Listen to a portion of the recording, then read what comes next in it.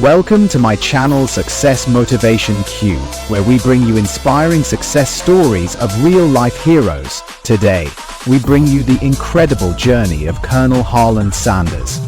Let's dive in. Harland David Sanders, man behind KFC, was born in 1890 in Henryville, Indiana. Life was tough.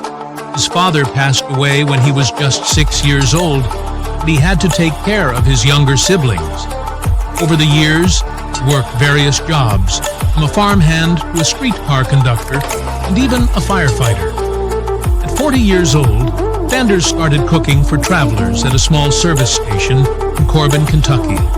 His fried chicken, made with a unique blend of 11 herbs and spices, became so popular that he opened a restaurant called Sanders Court and Cafe.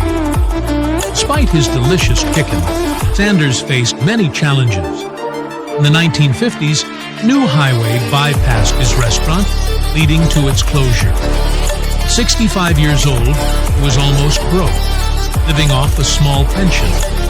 But instead of giving up, he packed his pressure cooker and secret recipe and started traveling across the U.S., knocking on restaurant doors to sell his fried chicken. He faced over 1,000 rejections before finally finding a partner.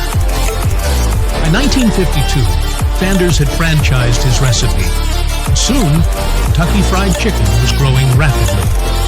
In 1964, at the age of 73, he sold the company for $2 million, around $18 million today. However, he remained the brand's ambassador, always seen in his iconic white suit and black tie. KFC expanded worldwide, opening restaurants in Canada, UK, Japan, and beyond. Today, it operates in over 150 countries with more than 27,000 outlets. The brand's signature taste, along with creative marketing, helped it remain a fast food giant.